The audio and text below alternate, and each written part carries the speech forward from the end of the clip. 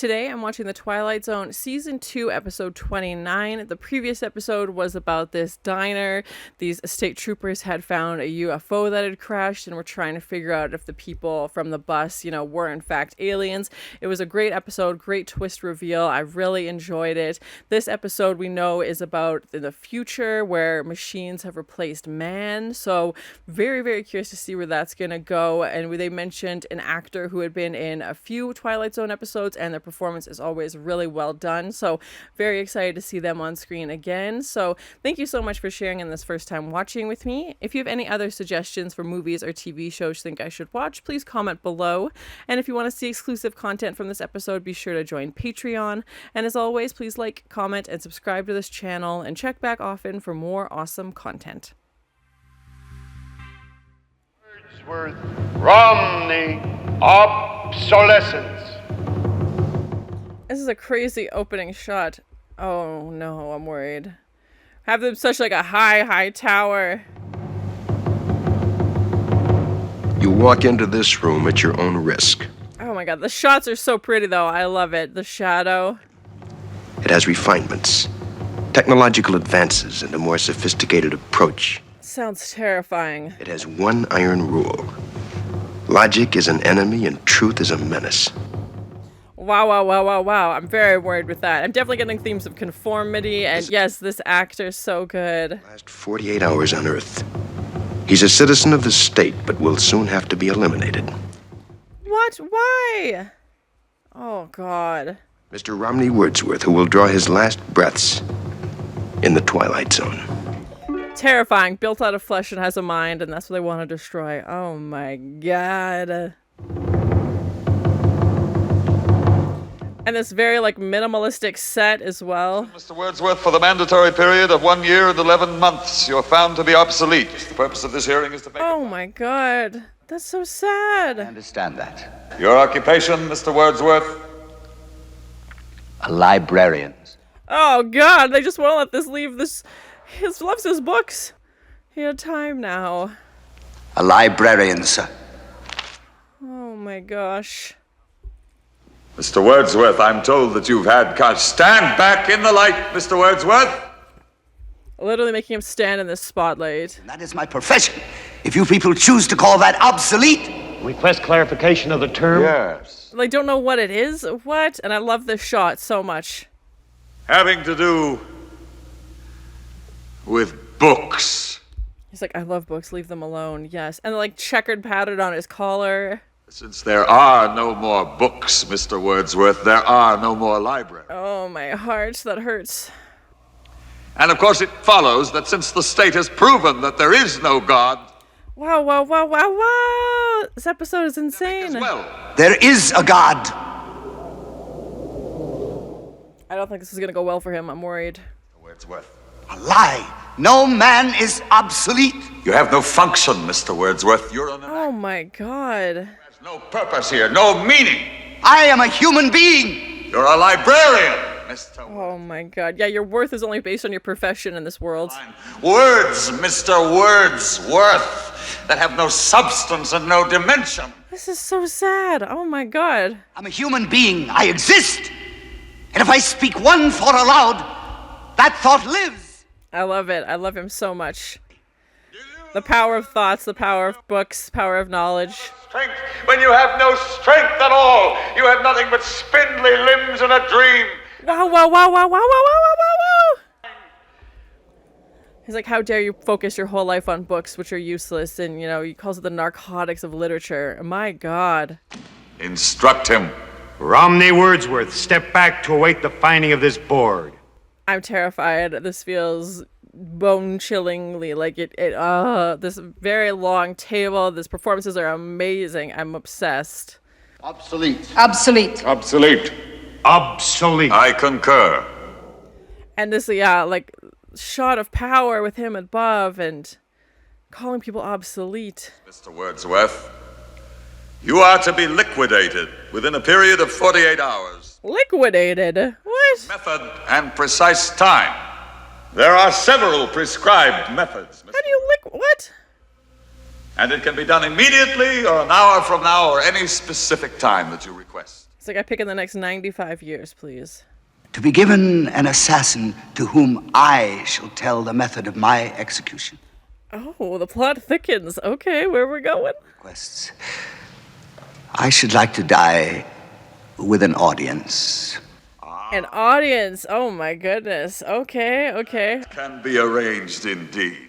This guy would enjoy it way too much. Ugh. Usual that we televise executions. It has an educative effect on the population. This is terrifying. Oh my god. Televised. Wordsworth, we will choose your liquidator and send him over to you. The liquidator. Blah. Ah. That will be all, Mr. Wordsworth. You may leave and return to your room. I have so many thoughts, so many questions. I'm obsessed. I'm terrified.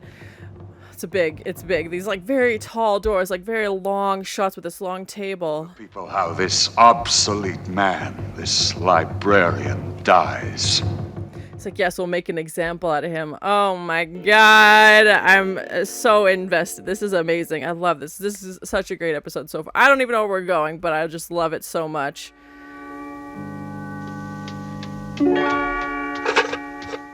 And people are obsolete is devastating, and is a librarian. Like, and again, knowing his character in previous episodes of this connection of books and reading just is like salt in the wound.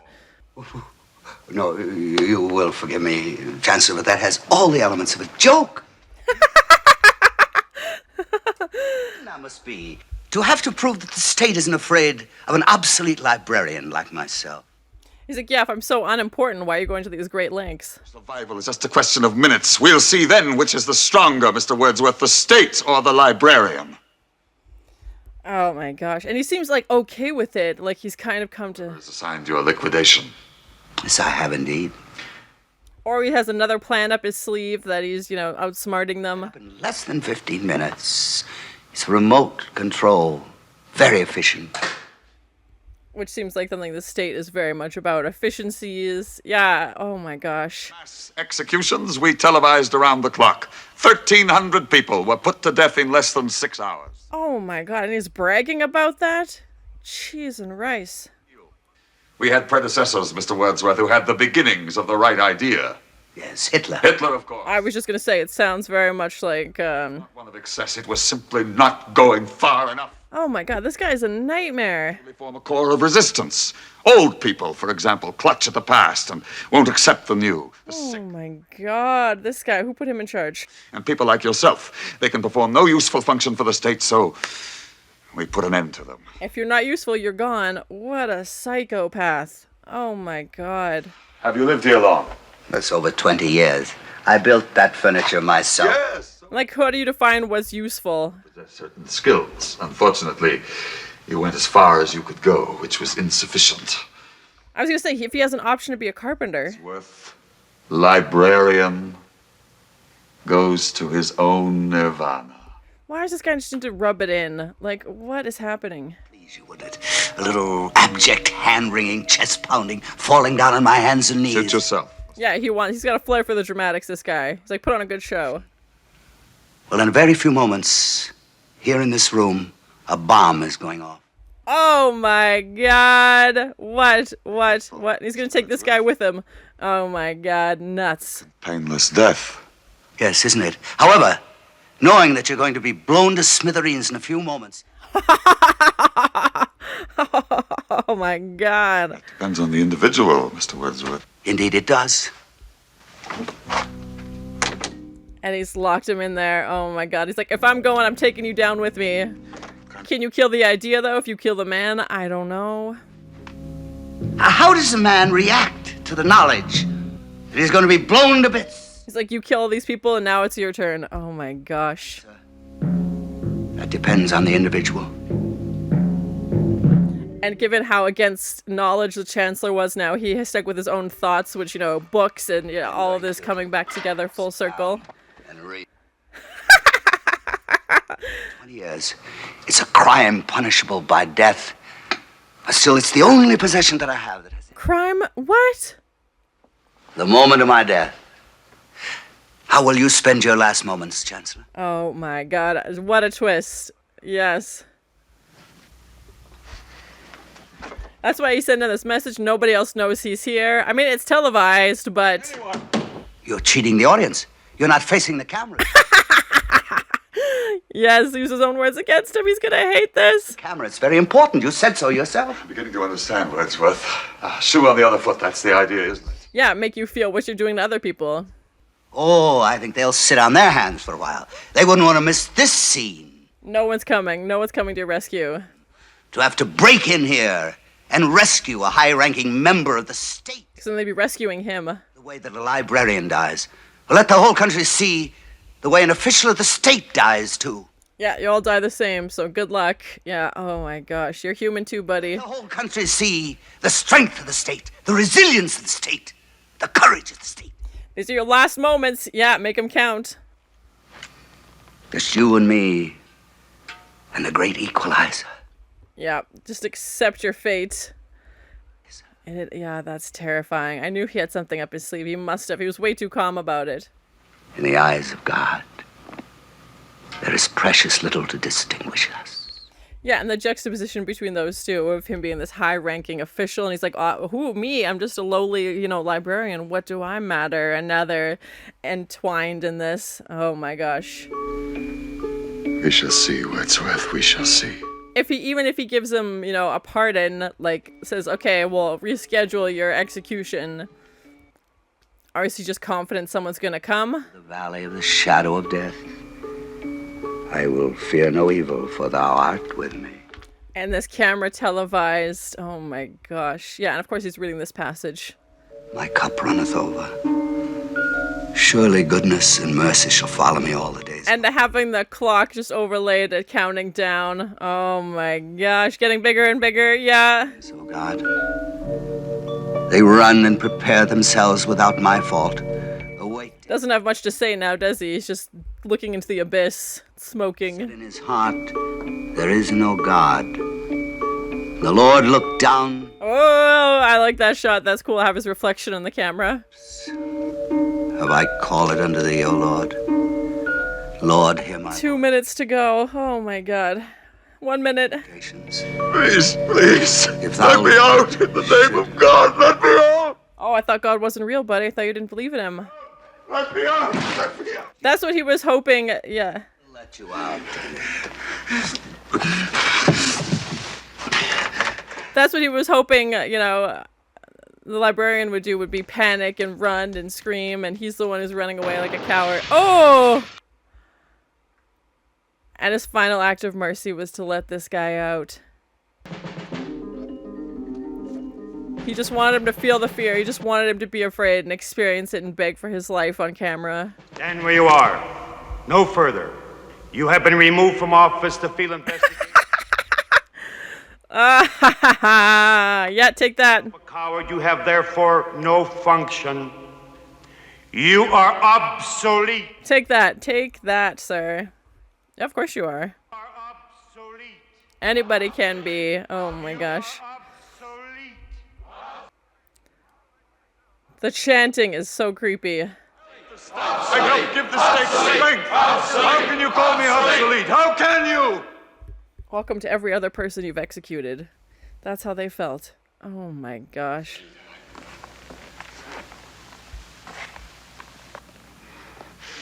It's not easy when you're the person at the bottom of the tower, is it, buddy?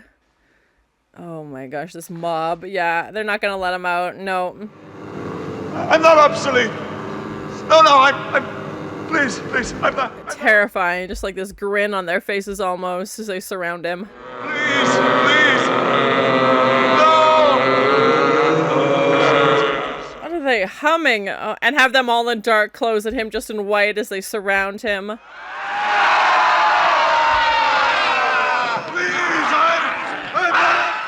Oh my god. Oh my god. Take that. Yeah, lost his voice, lost his microphone. It's only partly correct. He was obsolete. What are they? It fails to recognize the worth, the dignity, the rights of man. That state is obsolete. Wow. Twilight Zone. Oh, my brain is exploding. Oh my god. They killed him, right? Yeah. Okay. Case in point. Before we meet again, try Oasis. You'll know what I mean.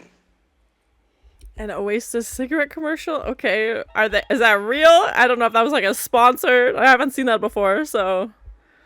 So it's my first time watching The Twilight Zone, Season 2, Episode 29. What a crazy episode, especially coming off a really well-done episode, in my opinion. Followed it back-to-back with another great episode, and yeah, I don't even know where to start. I feel like this is an episode I need 3 weeks to think about because there's so much that happened, and I really enjoyed it. It's so well done and terrifying, but yeah, really, really great. And we've had that actor Burgess Meredith in a few episodes as well, and it was great to see him in this. It was perfect. He was, perfect cast, and the tie-in to him being a librarian, from the previous Twilight Zone episode where he was the last man alive with all of his books, and now we have him playing a librarian who's obviously very passionate about words and, the written word and books, and is literally being executed because he's pursued a career being a librarian. And they also mention he has a skill in carpentry, and they're like, well, if you just, been a better carpenter, you could have lived, but because you pursued, books and knowledge, you're going to be killed off. And it was just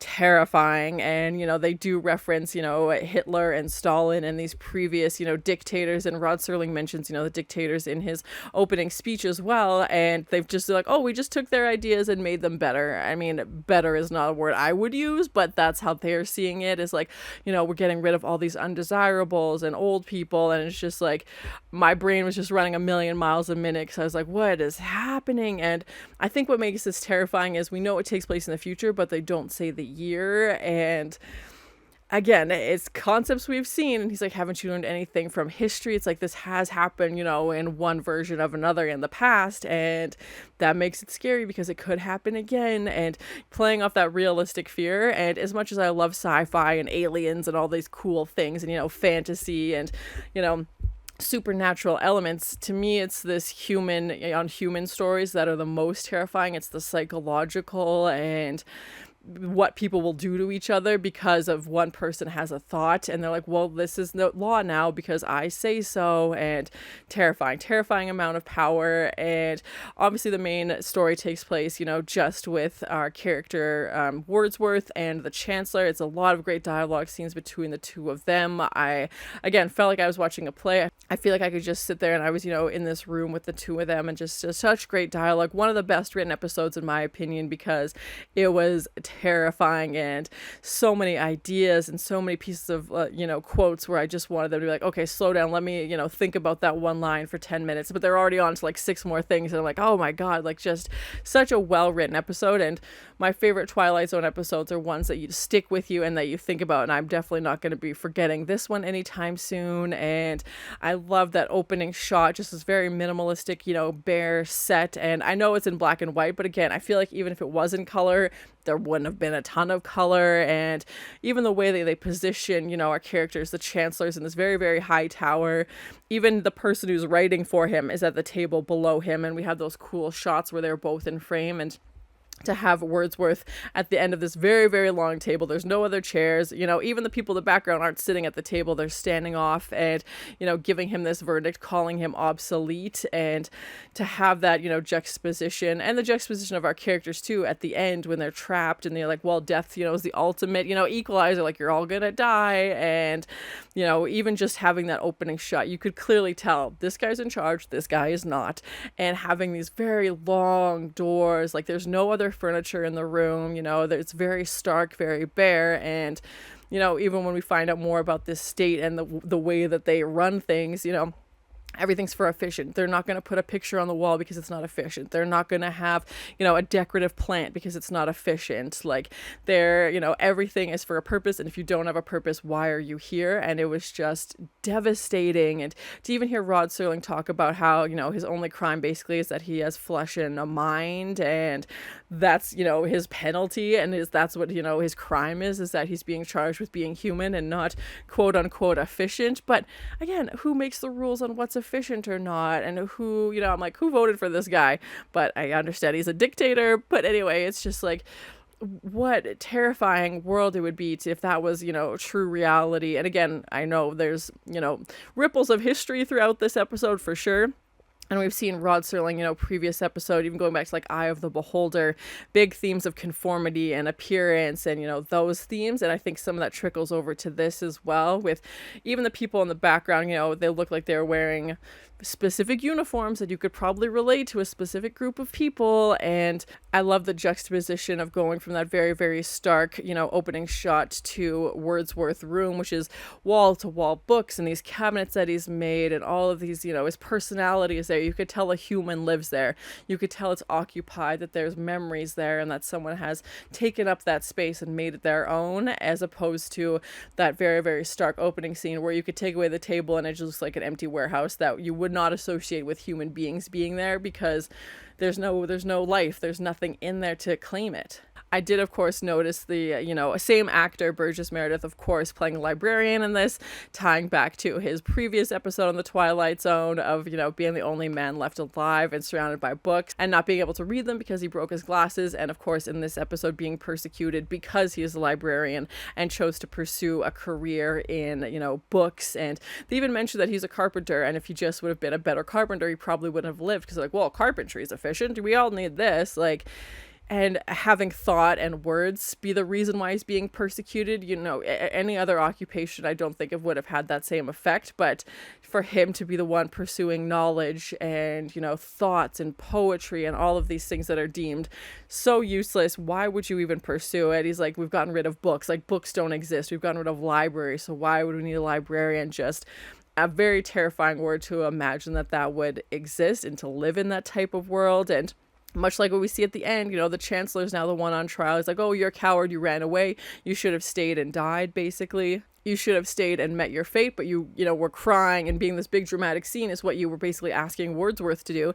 And then you end up doing it, and he runs out and, lives, but it's very temporary, because as soon as he walks in, he sees he's been replaced. He's now obsolete. That terrifying humming, chanting that they were doing as they surround him, just nightmare. And I do like that Wordsworth's final act as a human was to show he has mercy and compassion, even though he does obviously want the chancellor to feel afraid and to go through all the things that everybody else has gone through. The chancellor's mentioning, he's like, oh, the Great Purge, we killed 1,300 people. He's like bragging about how horrible he is, because in his mind he's doing good work. And Wordsworth obviously wants to put him through some of his own paces and give him a taste of his medicine, but lets him escape at the last minute, has that act of kindness, has that act of mercy, which might not be efficient. Would that be the most efficient method of dealing with this? Maybe not. And if you kill the chancellor, does that kill the idea? Obviously not. He was immediately replaced. So if Wordsworth was thinking, I'll take out the chancellor and, maybe some new ideas will come, like I'll show them, this will be an act of rebellion. No, they had a new chancellor in 5 seconds later. It wasn't even like 2 months or anything like that. Like, there was no significant time pass. He probably walked in that same day, and then he's been immediately replaced, because it's all about efficiency. And if you're not there, they'll put someone else there. And it's just terrifying.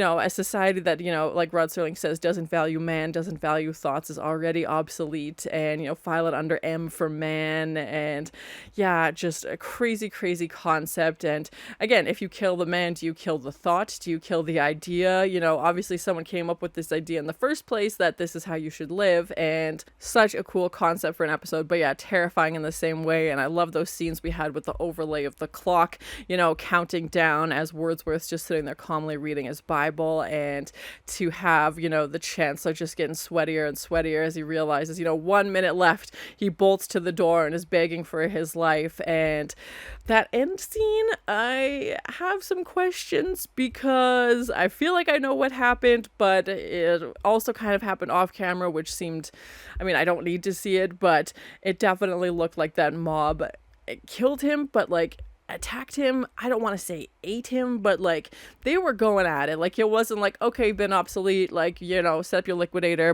for, tomorrow you're out, see you later.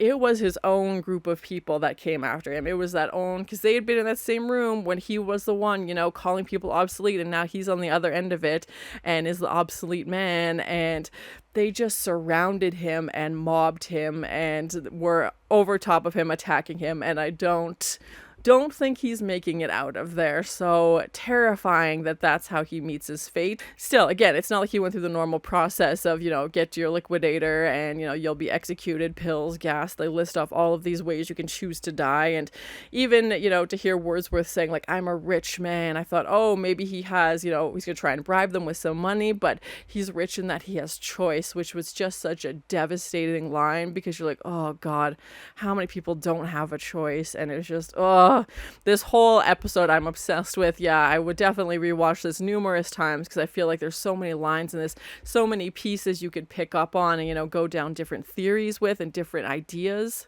which I feel like is the whole point of the episode, to start a conversation of the value of ideas, the value of thoughts.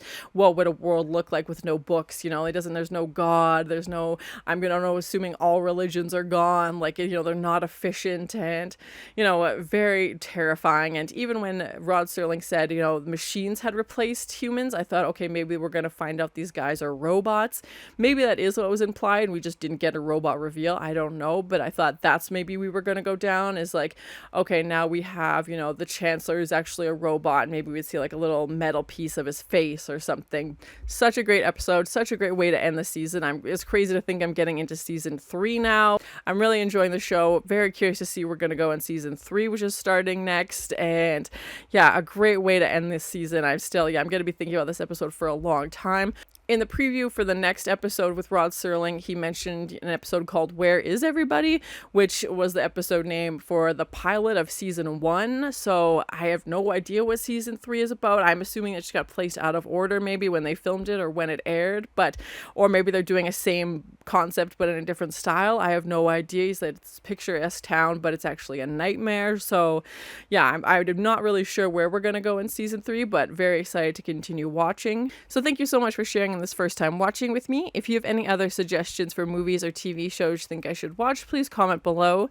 And as always, please like, comment, and subscribe to this channel, and check back often for more awesome content. Terrifying, built out of flesh and has a mind, and that's what they want to destroy. Oh my God. Yeah, your worth is only based on your profession in this world. Calls it the narcotics of literature. My God. Liquidated. What? Like, how do you define what's useful? Can you kill the idea, though, if you kill the man? I don't know. These are your last moments. Yeah, make them count.